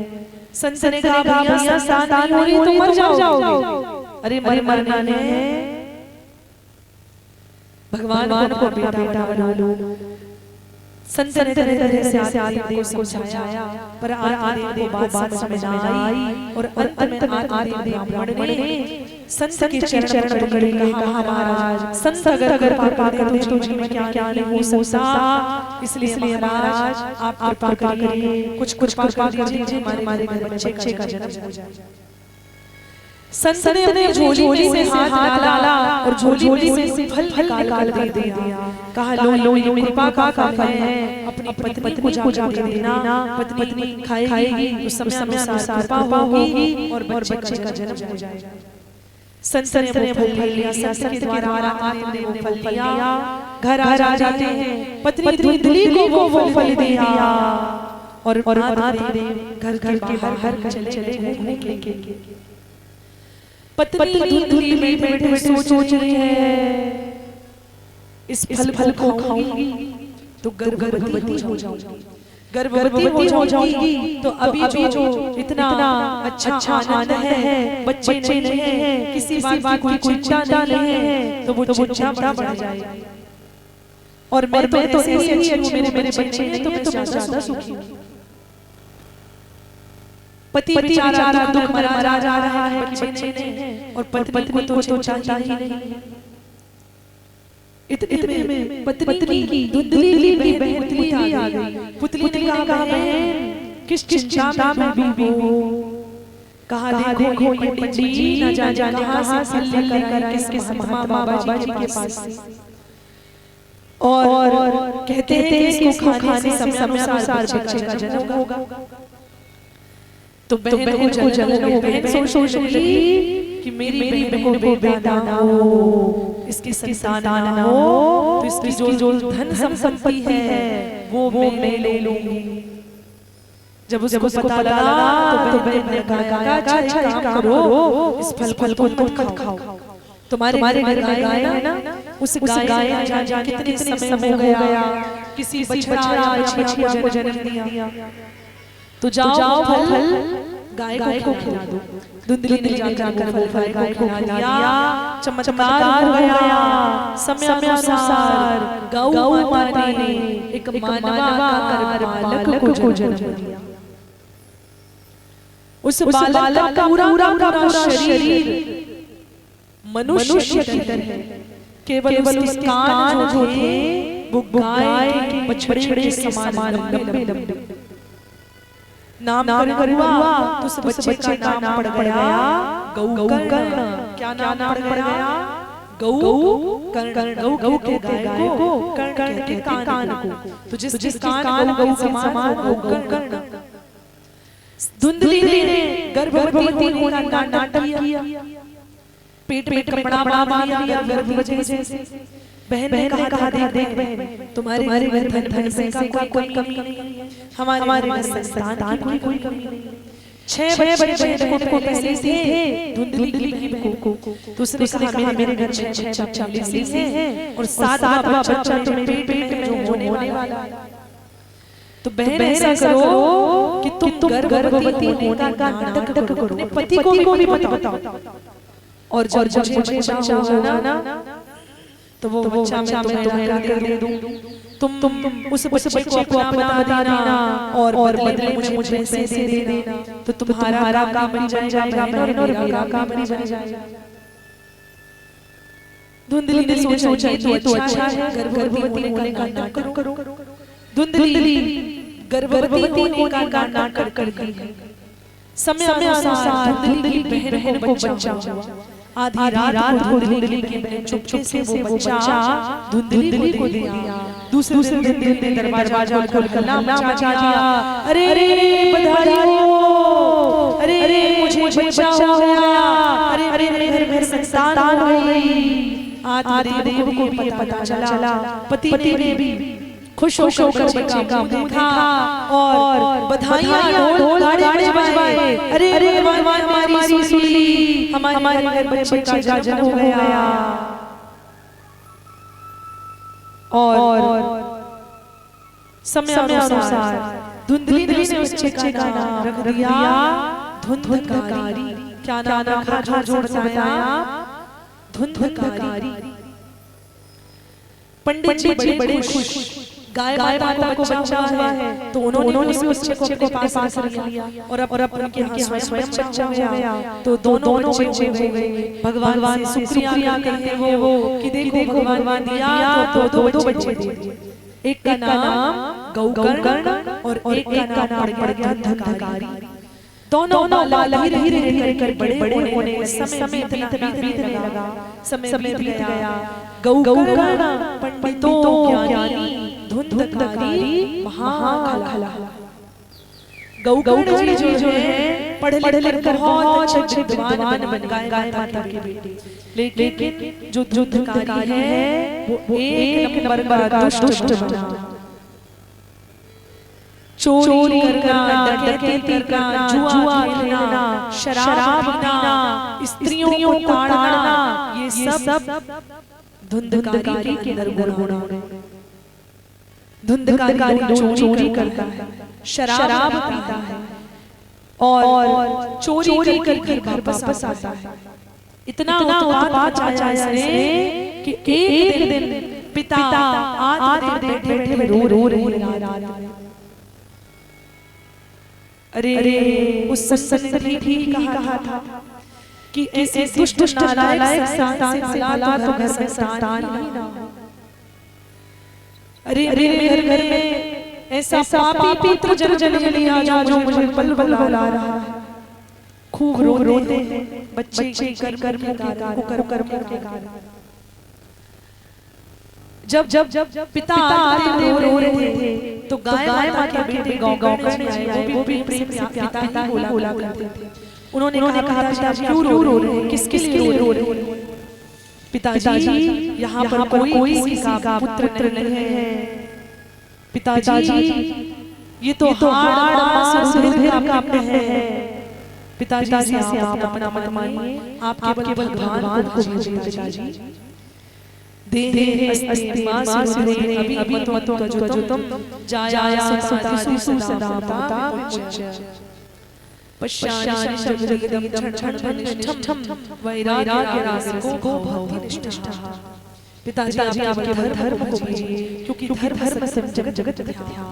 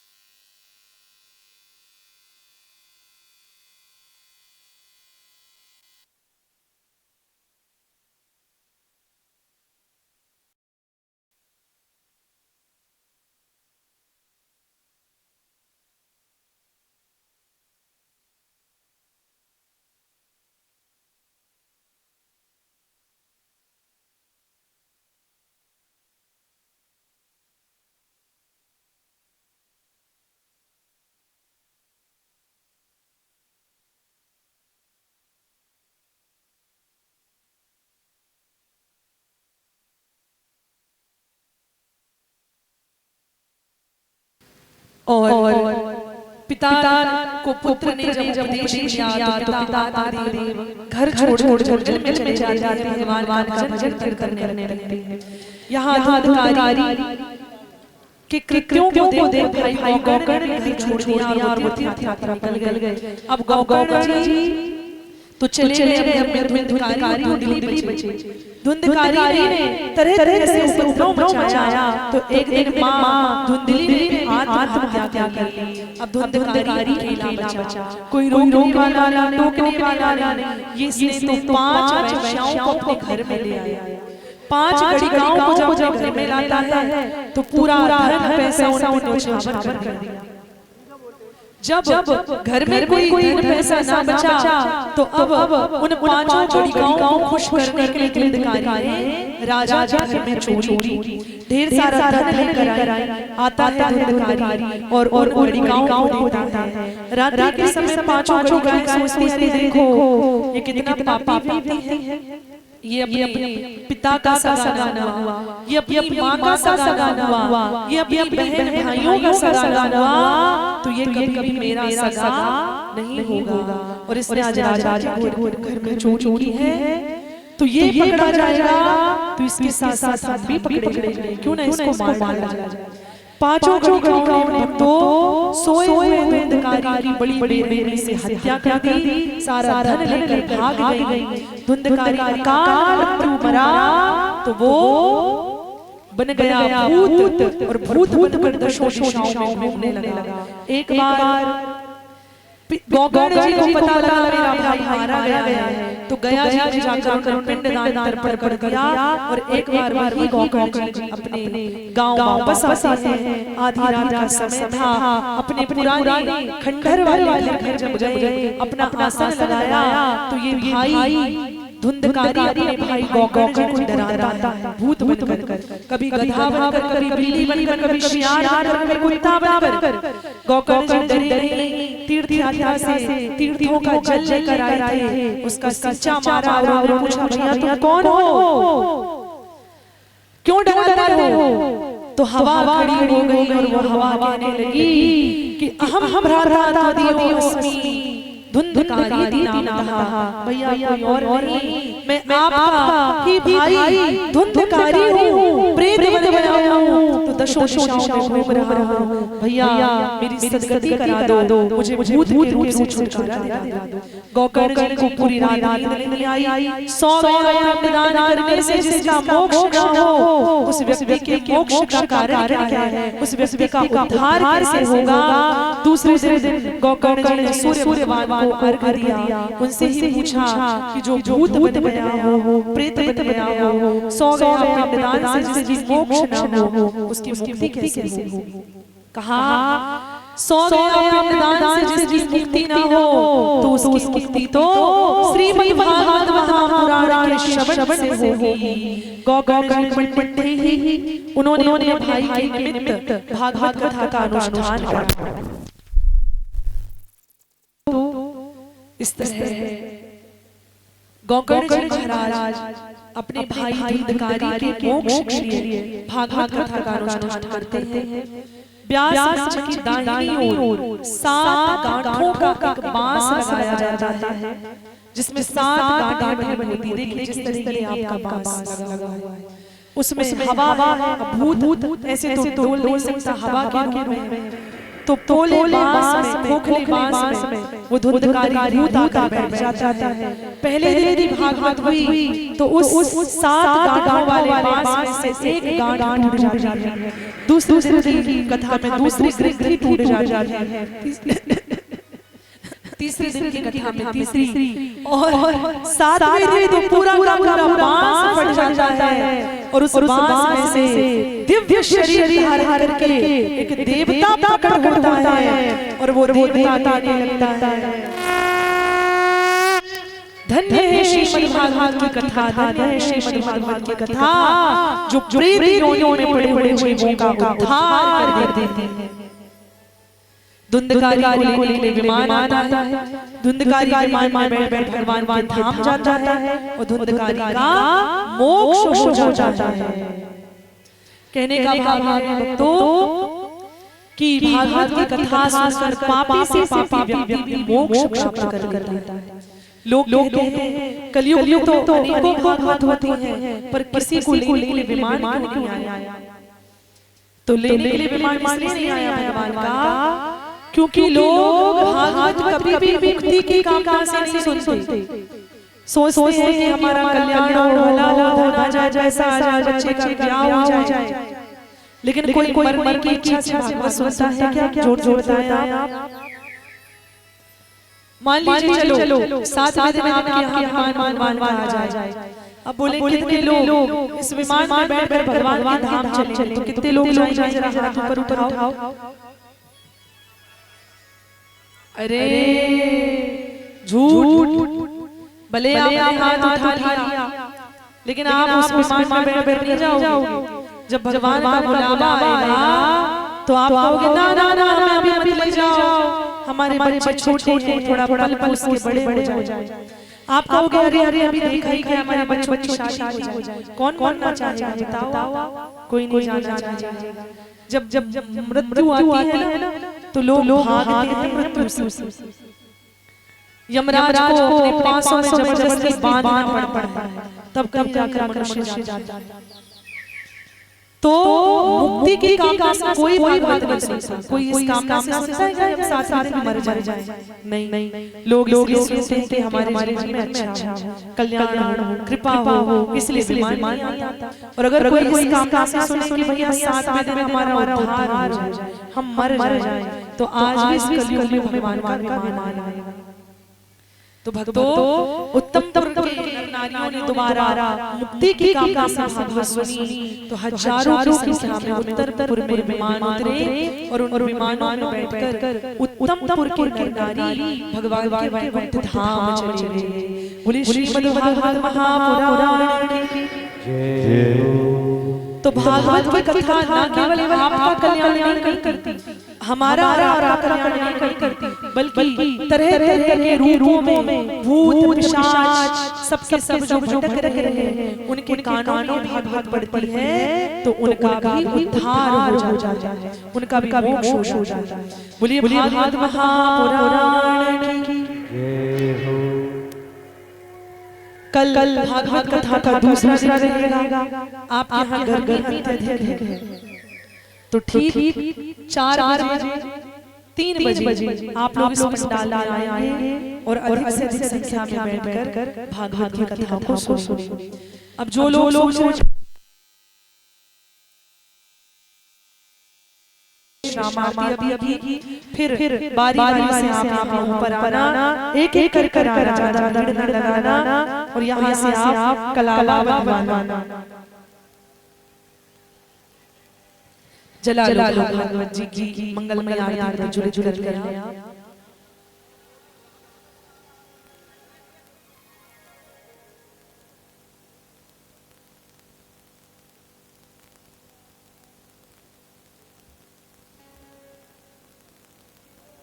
ओम हरे ओम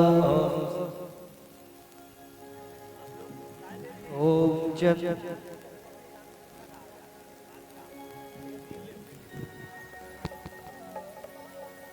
ओम चंद्रमा मनसो।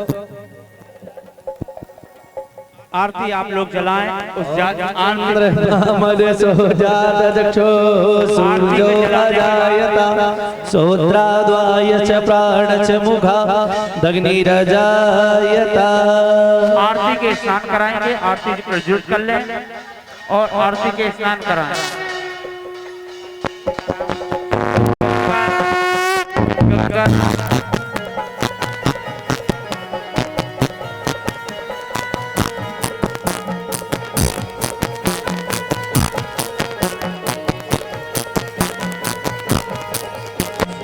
भाग्यवत भगवान की है आरती, पापियों को पाप से है तार दी। श्री भागवत भगवान की है आरती, पापियों को पाप से है तार दी। श्री भागवत भगवान की है आरती, पापियों को पाप से है तार दी। श्री भागवत भगवान की है आरती, पापियों को पाप से है तार दी। ये अमर ग्रंथ, ये मुक्ति पंथ, ये पंचम वेद निराला, नव ज्योति जगाने वाला।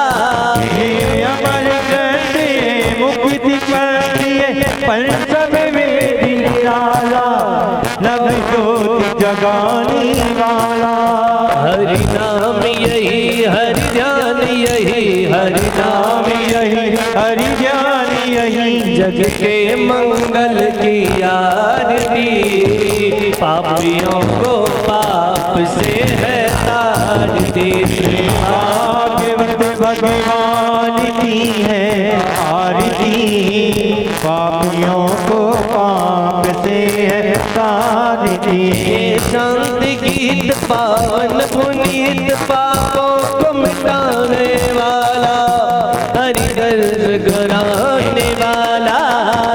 शांति गीत पावन पुनीत, पापों को मिटाने वाला, हरि दर्द कराने वाला। ये शांति गीत पावन पुनीत पापों को मिटाने वाला, हरि दर्श कराने वाला। ये शांति गीत पावन पुनीत पापों को मिटाने वाला, हरि दर्श कराने वाला। ये सुख करणी ये दुख हरणी, ये सुख करणी ये दुख हरणी। श्री मधुसूदन जी की आरती, पापियों को पाप से है तारती। श्री भागवत भगवान की है आरती, पापियों को पाप से है तारती। जय हो बोले भागवत महापुराण की जय हो।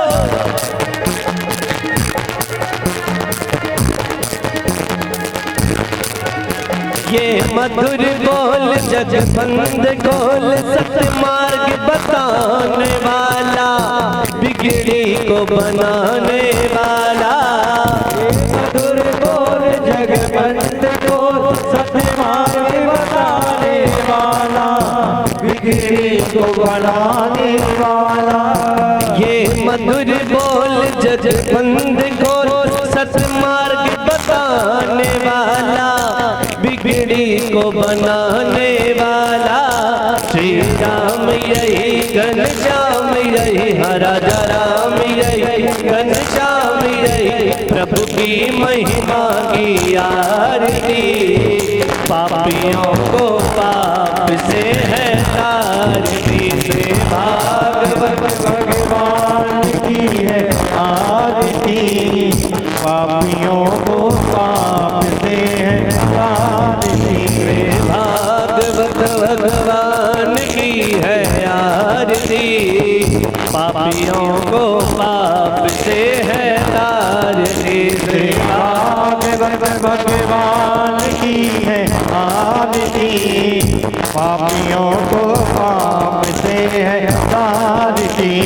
कर्पूर गौरम करुणावतारम, संसार सारम भुजगेन्द्रहारम, सदा वसंतम हृदय तमं भवानी तैतं नमामि। मंदार माला चकुलकार गाए, कपाल माला किसे खराए। पराय दिगंबराय नमः शिवाय ओम नमः शिवाय। तुम्हें माता पिता तुम्हें बंधो सगा, तुम्हें विद्या सदनं त्वमेव परमं मम देवो देवो। गुरुर ब्रह्मा गुरुर विष्णु गुरुर्देवो महेश्वरा। गुरुर्ब्रह्मा परब्रह्मा तस्मै श्री गुरुवे नमः। गोविंद बोलो हरि गोपाल बोलो, राधा रमण हरि गोविंद बोलो। गोविंद बोलो हरि गोपाल बोलो, राधा रमण हरि गोविंद बोलो। हरे रामा हरे कृष्णा कृष्ण कृष्णा हरे हरे। हरे रामा हरे कृष्णा कृष्ण कृष्णा हरे हरे। हरे रामा हरे कृष्णा कृष्ण कृष्णा हरे हरे। हरे रामा हरे कृष्णा कृष्ण कृष्णा हरे हरे। मान पूर्णा भैरव बाबा, मान पूर्णा भैरव बाबा, कोई रहा ना मांगी। सभी दोनों हाथ उठा ले और दोनों हाथ उठा के ताली बजाते हुए बोलेंगे बम। बोलेंगे बम तो जीवन में नहीं आएगा कोई दुख तकलीफ और गम। और ताली वही बजाए जिसके हाथों में होए, तो दम से ताली बजाते हुए बम बम बम बम बम बम बम बम बम बम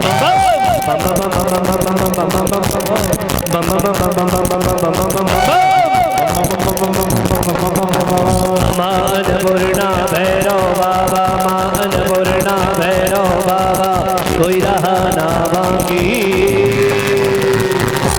एक बार फिर हाथ उठा के सभी ताली बजाते हुए बोलेंगे बम। और बोलेंगे बम तो जीवन में नहीं आएगा कोई दुख तकलीफ और गम। और ताली वही बजाए जो उनके हाथों में होए दम। तो दम से ताली बजाते हुए बम बम बम बम बम बम बम बम बम बम। यही वो मंत्र है, यही वो तंत्र है, यही वो मंत्र है, यही वो तंत्र है। प्रेम से जपोगे तो मिटेंगे सारे गम। बम भोले बम भोले बम बम बम बम बम बम बम बम बम बम बम बम बम बम बम बम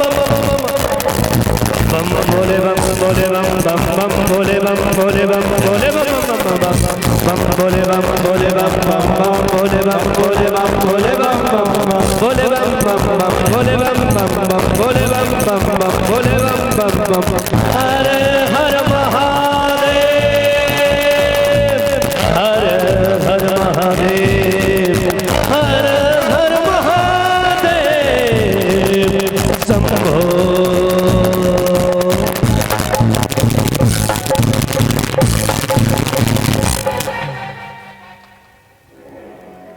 जलीन श्री करणे हम जल उतार